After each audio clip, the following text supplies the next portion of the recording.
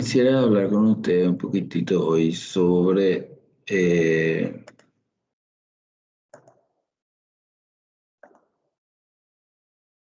toracocentesis, ¿sí? Un procedimiento bastante común en cuanto a lo que es el procedimiento en cirugía, que tiene sus indicaciones y tiene algunas cositas que tenemos que tener en cuenta siempre. Bueno, toracocentesis no sería la técnica que permite la extracción de una acumulación de líquido anormal eh, o también de aire en el espacio pleural por medio de un catéter, ¿sí? Se trata de una punción transtorácica. La toracocentesis tenemos que dividir en dos tipos de toracocentesis, lo que son la toracocentesis con fines terapéuticos y la toracocentesis con fines diagnósticos.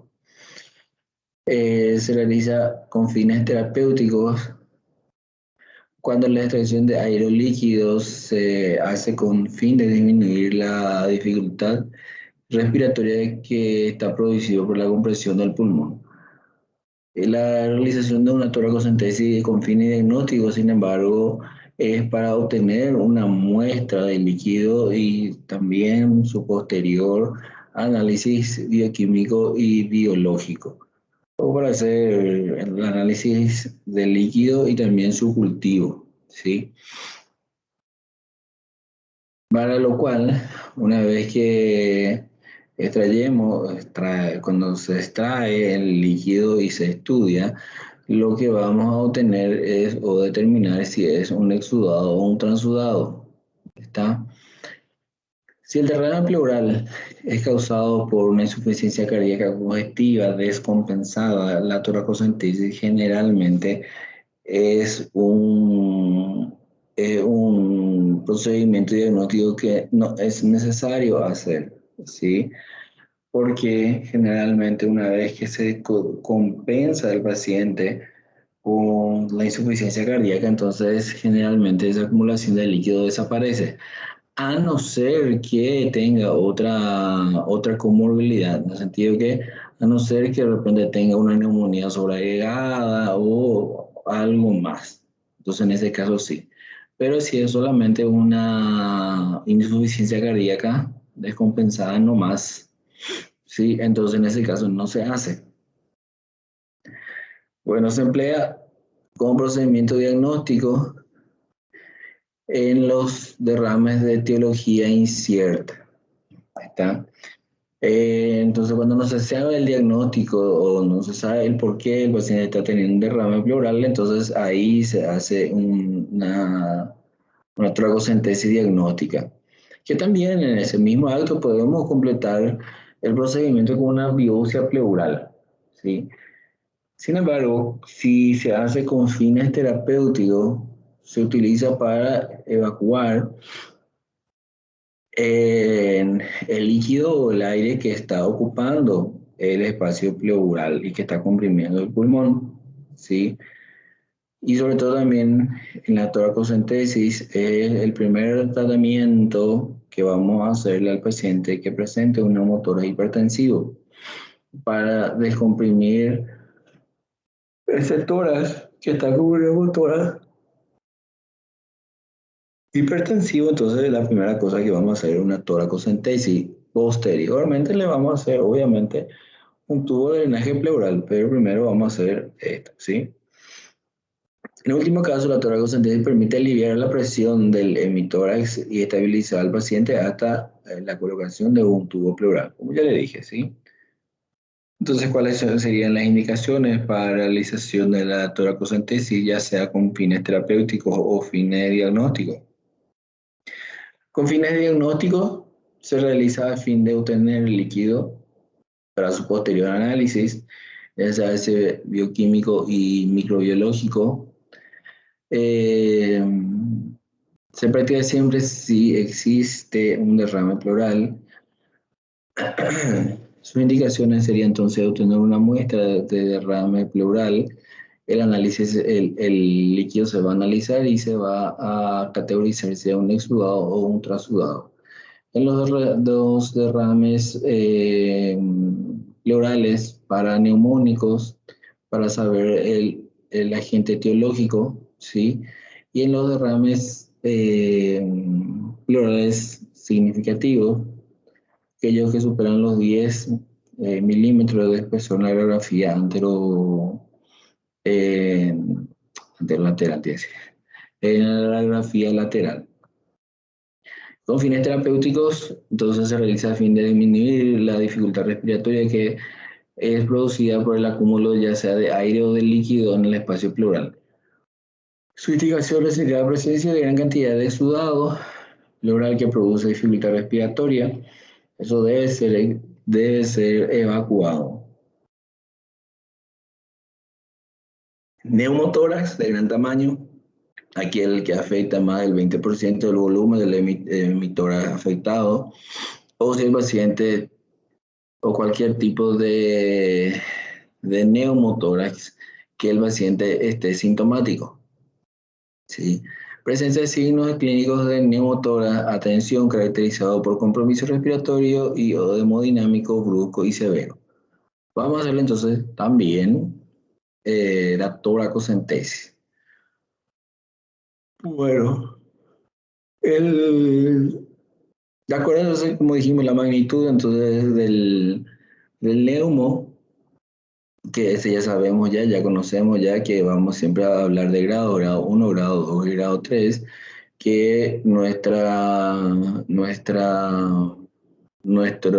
reparo anatómico va a ser la línea hemiclavicular, ¿sí?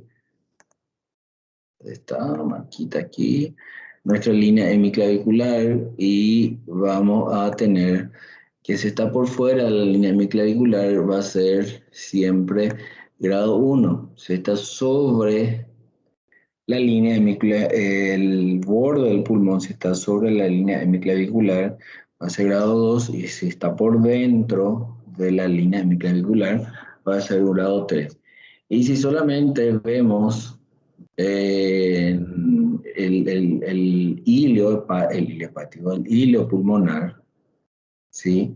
Entonces estamos hablando de un hemotórax hipertensivo.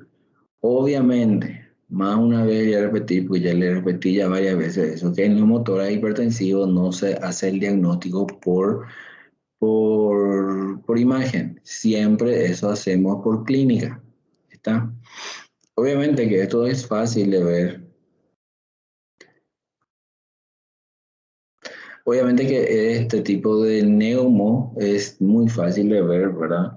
Pero muchas veces tenemos este tipo de neumo que es difícil de ver, que los neumos grado 1 generalmente los mínimos tenemos que tener mucha práctica para estar identificando.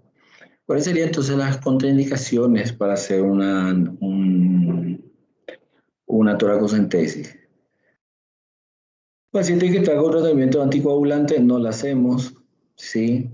Paciente que está con una discrasia sanguínea, tampoco le vamos a hacer, ¿sí? Cuando su coagulograma está muy alterado, tampoco se le hace. Los derrames de pequeño tamaño, tampoco se hace. Algo muy importante es la falta de colaboración del paciente también es una contraindicación. Yo no sé, más bien una contraindicación. Sí, dependiendo mucho, obviamente,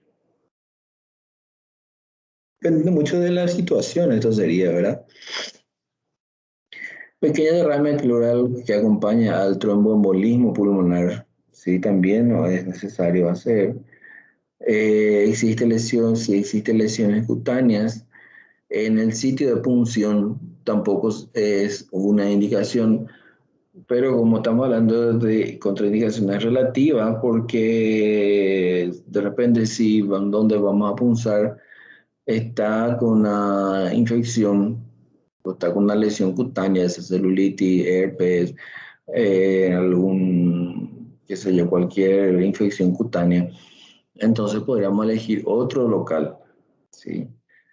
Sospecha de mesotelioma pleural por la posibilidad de siembra de las células tumorales en el trayecto de la punción. Los problemas que podamos encontrar en la cavidad pleural debido a estas situaciones sería entonces siempre lo que vamos a tratar de punzar y de drenar, siempre haciéndose el neumotórax, el hemotórax, el hidroneumotórax, ¿sí? El derrame pleural, ¿sí? Presencia de líquido en la cavidad pleural, y el piotórax o el empiema. Eso es lo que generalmente lo que se punza para drenar. ¿Está? Eh, el hemotórax no es el neumotórax. La toracocentesis no es un procedimiento eh, sin complicaciones. Obviamente sí tiene complicaciones, ¿sí? Y tenemos que tener mucho cuidado cuando vamos a hacer una toracocentesis. Sobre todo en estos tipos de pacientes. Los pacientes que están con asistencia ventilatoria mecánica. Mucho ojo con eso, ¿sí? ¿Por qué? Porque si le vamos a abusar a estos pacientes, como si está entubado el paciente y está entrando aire a presión a ese pulmón, entonces generalmente se expande todo. Y si no tenemos cuidado cuando vamos a punzar, ¿sí? Lo que podríamos hacer es lesionar la pleura visceral y por consiguiente podríamos desarrollarle a este paciente una motora a tensión. Entonces es una de las complicaciones. Por eso siempre tenemos que tener mucho cuidado con esos pacientes que vamos a punzar que están con respiradores, ¿sí? Bueno, punto importante a tener en cuenta para la realización de una toracocentesis. Y es demasiado importante que tengamos siempre en cuenta estos puntos, ¿sí? Primero lo primero, se debe tener un par radiológico, ¿sí? De tórax, AP y lateral de la misma fecha. ¿Tá? Si hoy le vamos a hacer su toracocentesis, si hoy le vamos a hacer su toracocentesis, entonces de hoy tiene que ser la radiografía. No es que vamos a pulsar un tórax que tiene una radiografía de hace una semana. Sí, no nos sirve. Tiene que ser sí o sí, tiene que ser de la misma fecha. Porque entonces de repente puede o aumentar o puede disminuir o hasta desaparecer ese derrame pleural en una semana. Entonces no nos sirve.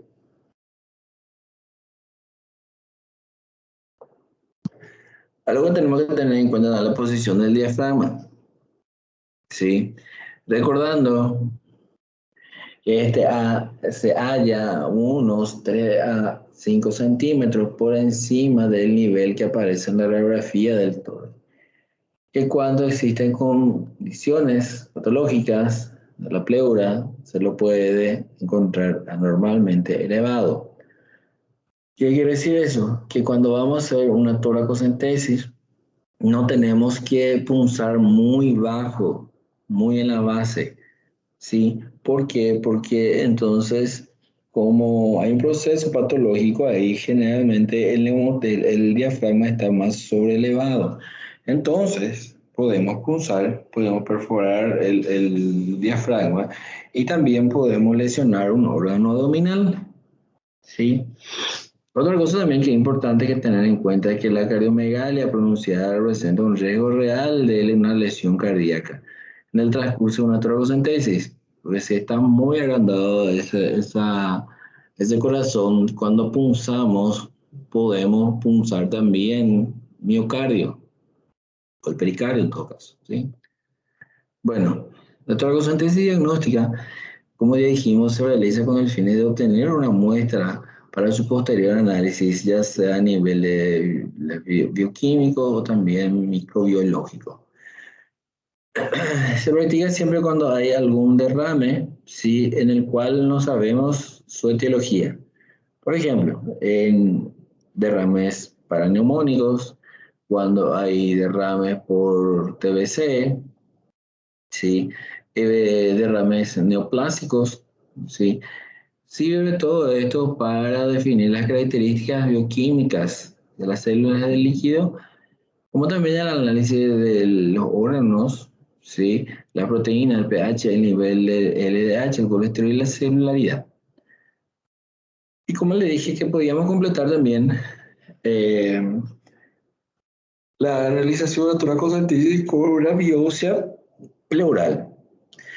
Siempre esto vamos a entrar en tubos o frascos estériles, ¿sí? Para poder enviar al laboratorio y para su posterior estudio, ¿sí?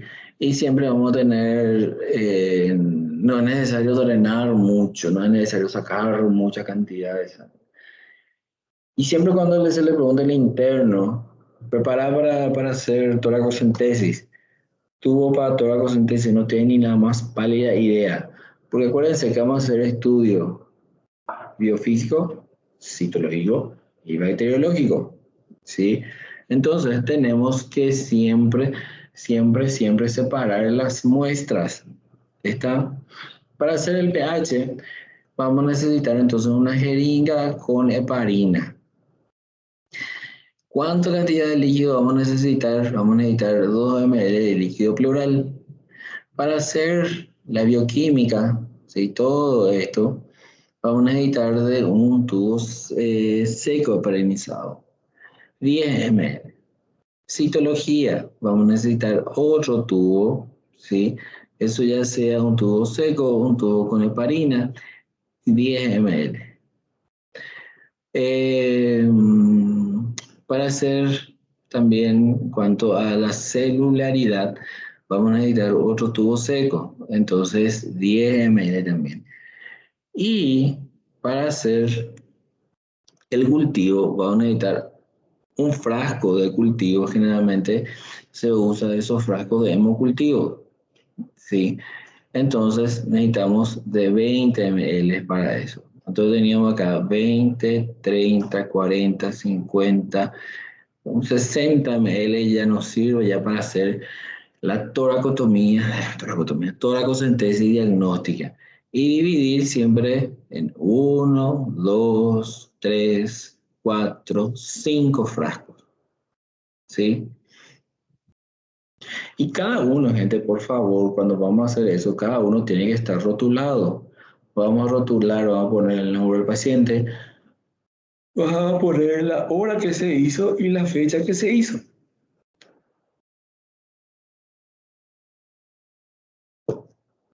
¿Para qué eso? Para saber los criterios de live. Sí, los criterios de live, imagino que ustedes ya estudiaban ya lo que es clínica médica, entonces eso no vamos tanto a estar hablando. Eh,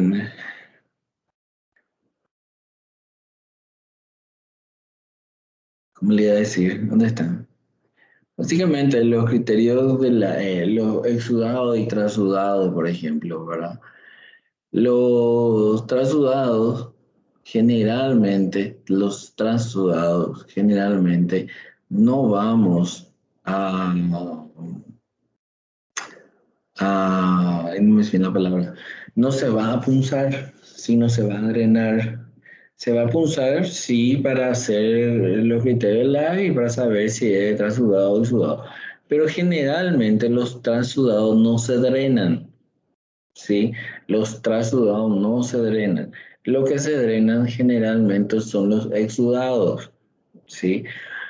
Cuando hablamos de transudado y cuando hablamos de exudado, transudado es generalmente cuando el paciente tiene una enfermedad sistémica, ¿sí? Insuficiencia cardíaca, por ejemplo, cirrosis, por ejemplo. El exudado generalmente es cuando el paciente está infectado. En ese caso, sí hay que sacar ese líquido, sí hay que drenar ese líquido. ¿Está? Bueno, la toracocentesis terapéutica entonces es aquella que se realiza con el fin de disminuir la dificultad respiratoria producida por el acúmulo de líquido de aire en el espacio pleural. Las indicaciones son varias indicaciones que tiene, sí, pero como le digo, es siempre con el fin de disminuir esa dificultad respiratoria que tiene ese paciente. Entonces, la presencia de gran cantidad de exudado, ¿sí? Que produce dificultad respiratoria al paciente y eso debe ser evacuado. El neumotórax de gran tamaño, ya dijimos que ocupa más del 20%, o si es un neumotórax pequeño, pero si el paciente presenta sintomatología, eso siempre sí es un neumotórax espontáneo, porque si estamos hablando de un neumotórax traumático, eso igual hay que drenar, por más que sea pequeño, hay que drenar. ¿Está? Y eso no es toracocentesis, eso es tubo pleural. Presencia de signos clínicos de neumotórax, atención caracterizado por el compromiso, ya le dije, compromiso respiratorio y hemodinámico.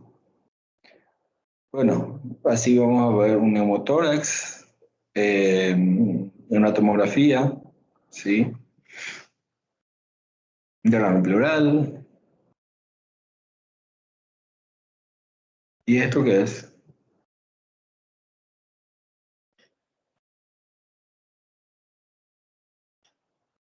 Esto es el famoso neumotórax hipertensivo, gente, ¿sí? Vieron que el heavy diafragma, lado izquierdo, como está más descendido, eh, está totalmente de lado, apenas se ve aquí el muñón, el muñoncito del ilio. Eh, paciente está intubado, tenemos efisema subcutáneo y tenemos fractura de costal, ¿sí? Bueno, ¿cuáles son los materiales que vamos a utilizar?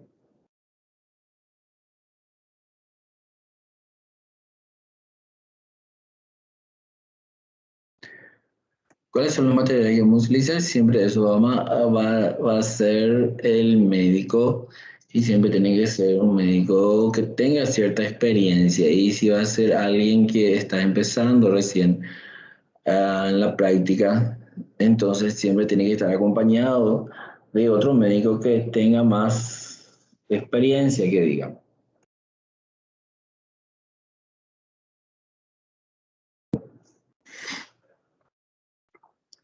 Nunca vamos a hacer eso solo. ¿Sí? Siempre vamos a ser acompañados de una enfermera. La enfermera tiene que estar ahí presente con nosotros cuando vamos a hacer. No es que que nosotros no vamos a ir a hacer, no, siempre tiene que estar una enfermera auxiliándonos.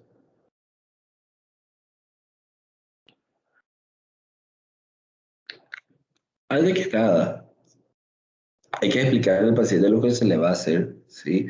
Siempre tenemos que recoger todos los materiales primero, lo que vamos a usar, ¿está?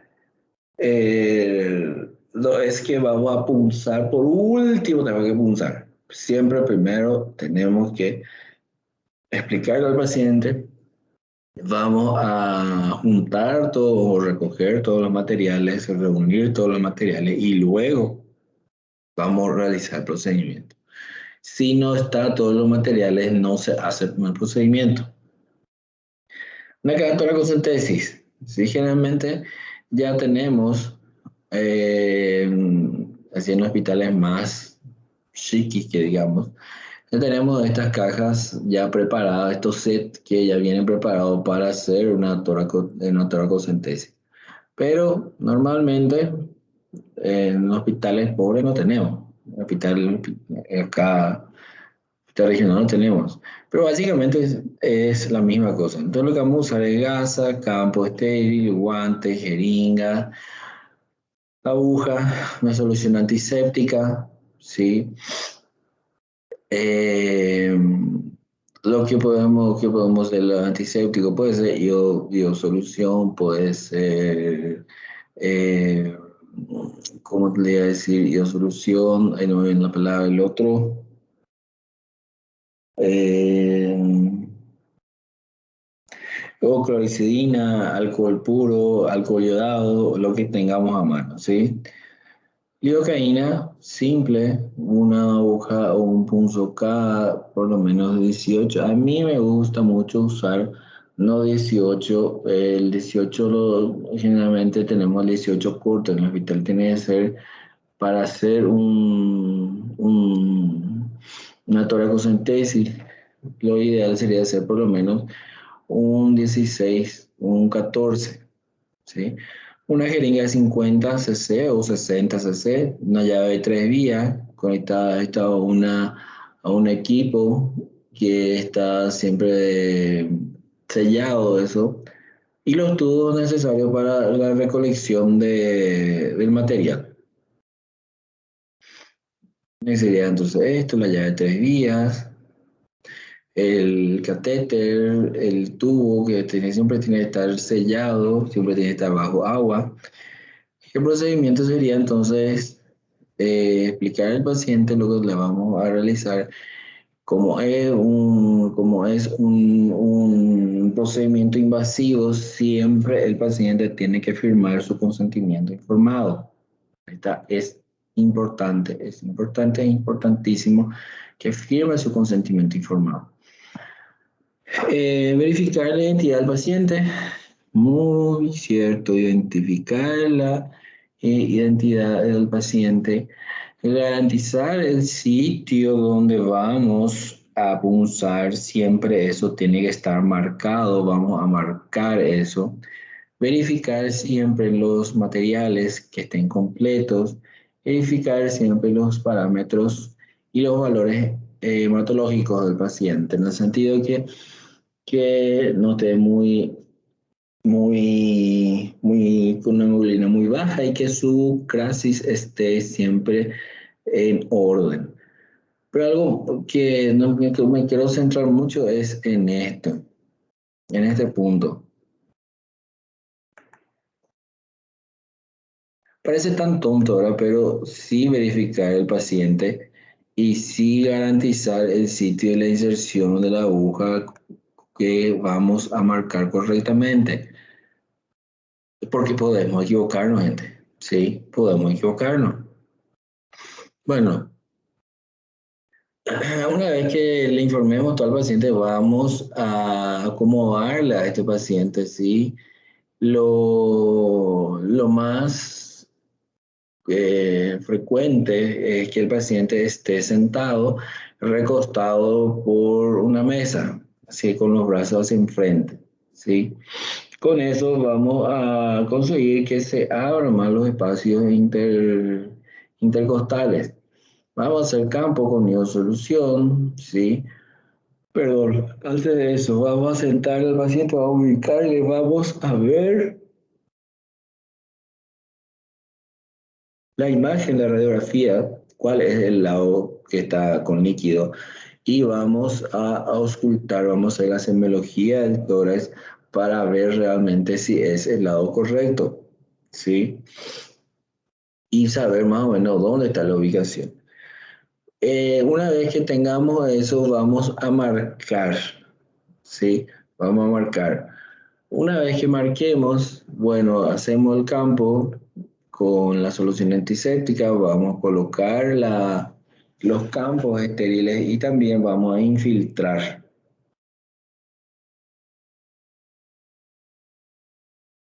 Vamos a infiltrar la zona con una lidocaína, ¿sí? El punto de introducción de la aguja debe estar 2 costillas por debajo del límite superior del derrame. No sobrepasar la novena costilla para evitar daño al diafragma. ¿Está? Entonces, generalmente, ¿dónde lo que vamos a punzar? Generalmente nosotros vemos o nuestro punto, nuestro reparo anatómico siempre es la punta de la escápula, ¿sí? Que equivale a más o menos el octavo espacio, séptimo, octavo espacio intercostal. ahí podemos punzar. Ahí podemos punzar sin problema. Pero más abajo que eso no se punza. ¿Sí? Bueno, exceptuando los derrames los derrames tabicados, la punción se efectúa en los sitios más declives del derrame, es decir, en los senos, en los senos pleurales posteriores, ¿sí? Que es el entrecruzamiento de la línea axilar posterior con el octavo espacio intercostal. Entonces, todo este espacio aquí podríamos usar, ¿está? Bueno, te lo posición yo, que ya le dije. Podríamos también, si tenemos a mano, si tenemos disponibilidad, podríamos también corroborar la cantidad de líquido con una ecografía o podríamos hacer una toracocentesis guiada bajo guía ecográfica, porque ahí vamos a tener la seguridad de que no estamos punzando nada que no se debe, vamos a punzar solamente líquido. Entonces, podría ser también eso, y que es muy útil cuando tenemos disponible. ¿Por qué es lo que tanto me estoy quejando? ¿Por qué es lo que tanto estoy insistiendo que tenemos que ver y marcar dónde? Porque acá encontré una publicación, un análisis de la toracocentesis del lado equivocado, ¿sí?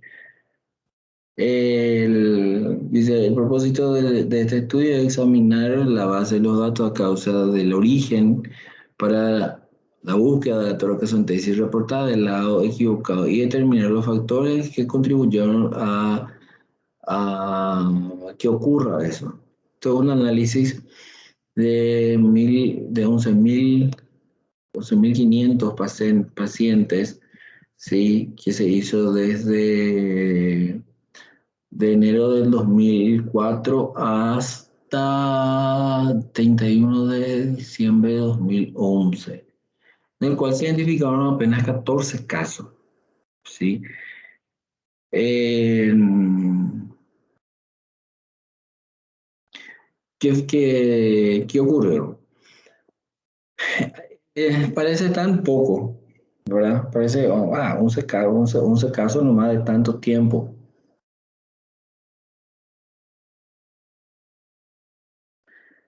Pero en los procedimientos, sobre todo en la cirugía, en los procedimientos invasivos, aunque usted no lo crea, es algo bastante que suele pasar, ¿sí?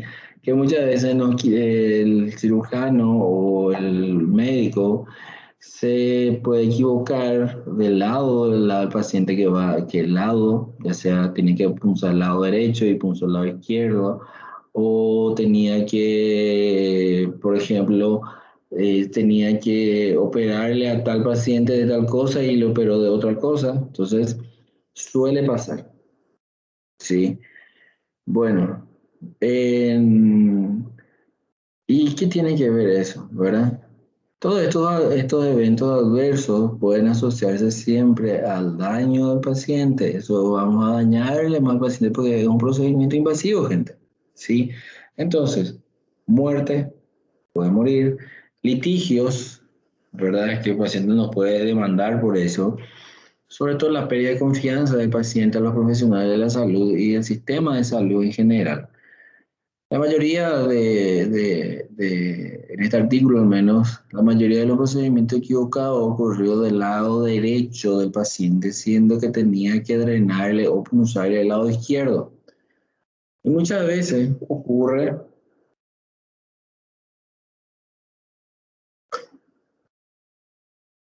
porque se saltan los procedimientos. Una vez que se salten estos procedimientos, generalmente ocurren estos problemas, ¿sí? Eh, ¿Y cuál es todo el drama en esto? Que muchas veces, ¿verdad? Muchas veces estos procedimientos generalmente son realizados por médicos que están empezando recién. Los procedimientos del lado equivocado asociado a un resultado fatal, ¿sí? En el peor de los escenarios, fueron realizados más probablemente por algún residente, ¿sí? Y sobre todo sin la presencia de un personal de enfermería.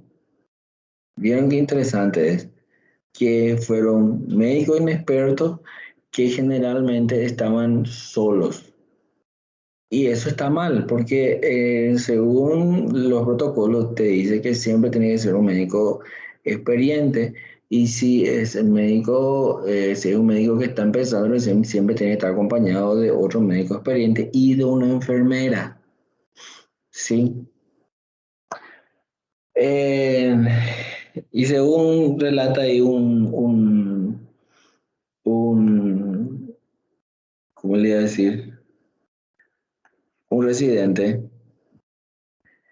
que un residente involucrado en una toracocentesis del lado equivocado refirió que yo entendí que la radiografía, que yo entendí que en la radiografía el pulmón izquierdo era el lado correcto. Sin embargo, cuando le posicioné al paciente y me puse detrás de él en la revisión de la imagen, en la revisión de la imagen, en mi mente parecía que era el lado izquierdo, ¿sí? Bueno,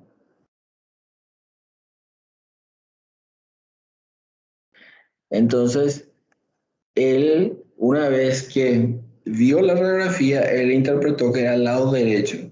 Pero cuando le posicionó al paciente, él en su mente parece que se le equivocó los lados y se fue al lado derecho, diciendo que era el lado izquierdo, ¿sí? Con eso no estamos diciendo nosotros que el médico que se está recién formando, que no tiene que hacer este tipo de procedimientos. Obviamente que claro que tiene que hacer, pero siempre tiene que hacer, obviamente que tiene que hacer, tiene que entrenarse, únicamente entrenándose, él va a saber hacer el procedimiento, va a tener esa destreza de hacer.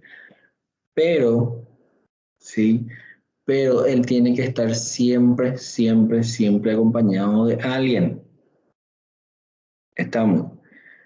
Eh, ¿Y cuáles fueron los factores que contribuyeron a que, por ejemplo, los médicos más jóvenes, los recién formados generalmente cometen este tipo de, de iatrogenia, que digamos, ¿sí? Obviamente entonces sería la falta de comunicación, ¿sí? La pobre comunicación o la falta de comunicación entre el equipo quirúrgico, la deficiencia en el entrenamiento del residente o la falta de entrenamiento del residente, sobre todo la fatiga, obviamente los residentes están muy cansados, el, la no disponibilidad de equipo muchas veces en los hospitales y las políticas y los procedimientos en cuanto a los equipos, ¿sí? Bueno, la toracocentesis, la técnica de la toracocentesis, como ya dijimos, es revisar la radiografía, siempre revisar la radiografía antes de punzar, utilizar mascarilla, guante, preparar y colocar el campo, infiltrar con anestesia, eh, y confirmar la presencia de líquido, introducir la aguja toracocentesis, aspirar la muestra y retirar la aguja. Y sobre todo aplicar un apósito. Luego de eso, enviar la muestra al laboratorio y también hacer una radiografía, que es muy importante, una radiografía post-punción, ¿sí? ¿Dónde tenemos que puncionar? Siempre se punciona, gente, en, en el borde superior de la costilla inferior. Mucho ojo con eso. No se punza en el borde inferior de la costilla superior. borde inferior de la costilla superior. No sé, al revés. En el borde superior de la costilla inferior. ¿Sí? Porque ahí pasan los paquetes báculos nerviosos. Y si punzamos en el borde inferior, podemos lesionar una arteria, una vena y puede sangrar, queda a gusto y sangra luego realmente. Bueno, esto ya dijimos. Bueno, entonces, unas fotitos aquí. Se le posiciona al paciente, se marca, ¿sí? Se le hace el campo, un campo amplio, ¿sí? Vamos a infiltrar y la punción tiene que ser siempre recta, no tiene que ser medio oblicua, siempre tiene que ser recta. Generalmente, nosotros los cirujanos generalmente no solemos usar esta pinza para delimitar. Los clínicos generalmente usan una pinza, introducen, aspiran, ¿sí? Aspiran el contenido y pinzan ahí la aguja en el borde de la piel para que la aguja no se pueda introducir más. Pero generalmente nosotros no hacemos eso. Bueno, aspiramos, se aspira, se aspira. Y luego de hacer, podríamos hacer, si vamos a hacer toracocentesis terapéutica, con esto ya bastaría. Con esta cantidad ya bastaría y podemos retirar la, ¿cómo le voy a decir? La aguja o el catéter. Pero si vamos a hacer toracocentesis terapéutica, entonces en ese momento vamos a cambiar, no cambiar, vamos a conectar nuestra llave de tres vías. Es importantísimo que sepamos usar esa llave de tres vías, ¿sí? Importantísimo. Jamás usar la llave de tres vías de esta forma, ¿sí? ¿Por qué no se usa? Porque aquí podemos hacerle neumotórax al paciente. Tampoco se usa así. Siempre tenemos que ya conectar con el equipo y el equipo ya tiene que estar bajo el agua para que podamos evitar que el paciente haga un neumotórax, ¿sí? Una vez que se evacúe todo, ¿sí? Vamos a retirar y comprimir. Y luego vamos a enviar a este paciente para hacer su radiografía. Las complicaciones que podría tener, entonces, la más frecuente, la más frecuente es el neumotórax, ¿verdad? La infección pleural es otra eventualidad debido a que la pleura ocupada no se defiende de una infección bacteriana. El hemotórax es infrecuente cuando ocurre generalmente porque hay lesión de vasos intercostales. Puede ocurrir una hipotensión o shock por un mecanismo vagal cuando le extraemos grandes cantidades. Y otra complicación en la toracocentesis incluye dolor, tos, ¿verdad? Y infección. Sobre todo cuando extraemos demasiada cantidad de líquido del hemitórax, lo que podría ocurrir es el edema post-expansión pulmonar, que el paciente comienza a sentir dolor, comienza a sentir hipotenso, pues primero empieza a tener tos, dolor, hipotensión y hasta puede tener una lipotimia ahí. ¿Por qué? Porque hay un edema post evacuación, post expansión, perdón, post expansión pulmonar. Entonces no se tiene que retirar mucha cantidad de líquido, ¿sí? Hasta 1500 nomás se retira generalmente.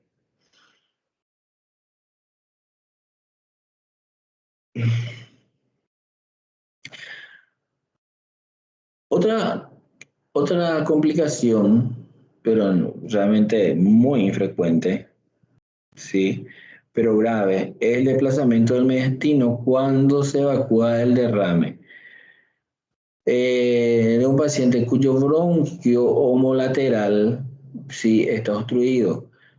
¿Qué quiere decir eso? Que el paciente, el bronquio del lado contrario que no tiene derrame está obstruido y nosotros le descomprimimos ese tórax, entonces el paciente no va a poder respirar. Bueno, en síntesis, eh, en resumen, las complicaciones pueden ser hemorragia motora, punción hepático-esplénica, hipotensión y edema de pulmón ex vacuo post evacuación. ¿Sí? ¿Cómo podemos evitar todo eso, estos tipos de complicaciones? Primero, conocimiento adecuado del equipo que se va a emplear, sobre todo la llave de 3 vías, ¿sí?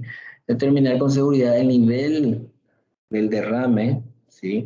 Por una radiografía del día, sobre todo una radiografía anterior, una radiografía anteroposterior, una lateral, ¿sí? Donde se pueda ver si dónde está el derrame y si está tabicado o no. Descartar que el paciente tenga alguna coagulopatía, que tenga, que su crisis, la crisis sanguínea, el coagulograma esté en condiciones y que sobre todo sea del día también. Limitarnos siempre a extraer o drenar menos de 1500 hasta 1500, ¿sí? Y retirar la aguja durante la expiración máxima. ¿Sí? Cuando vamos a retirar el catéter, siempre tenemos que pedir al paciente que inspire y traiga su inspiración. Y ahí vamos a retirarle. ¿Sí? Bueno, bueno, mi gente. Es hasta aquí. ¿Alguna pregunta?